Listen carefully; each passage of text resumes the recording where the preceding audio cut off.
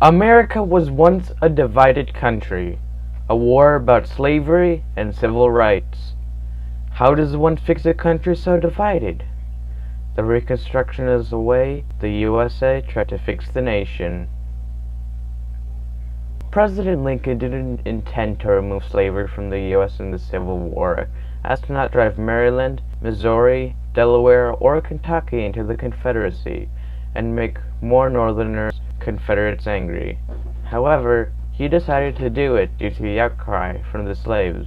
So on January 1st, 1863, Lincoln had freed over 18,000 slaves with the Emancipation Proclamation. Later, in 2 years, on January 31st, 1865, the 13th Amendment passed.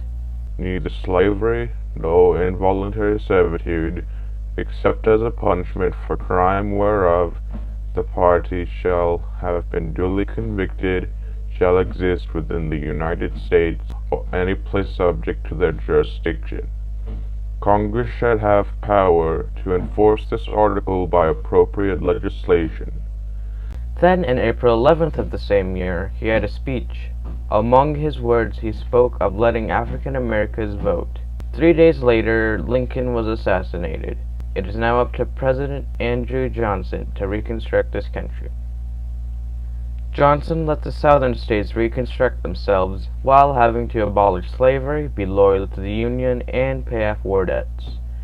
Due to how he let the Southerners reconstruct themselves, the Southerners made black codes which were made to restrict free slaves' freedom and make sure they are available for labor. In 1866, Congress passed the Civil Rights Bill, which stated that everyone born in the United States is a citizen that has all the laws applied to them, and then it sent to President Andrew Johnson for his signature. He vetoed it. In 1866, Republicans in Congress had to reconstruct the South. In March, over Johnson's veto, Congress passed the Reconstruction Act of 1867, which divided the South into 5 military districts and stated how governments based on universal voting rights were to be organized. This law also required Southern states to ratify the 14th Amendment, which defines citizenship, granting equal protection of the Constitution to free slaves before they could rejoin the Union.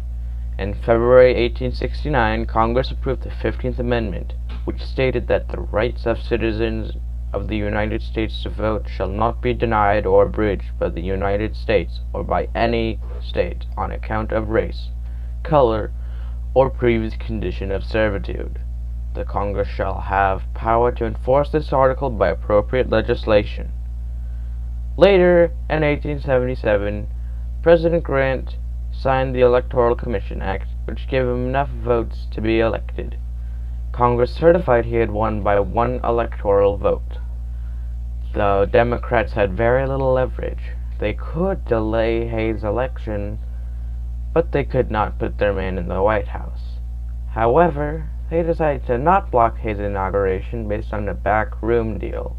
Key to this deal was knowing that federal troops would no longer interfere in Southern politics, despite substantial violence against blacks. These Southern states indicated that they would protect the lives of African Americans. They had lied and instead kept on treating them like they used to, and now federal troops are unable to enforce this. This brings us to the end of the Reconstruction, which had its triumphs, but eventually failed in tragedy.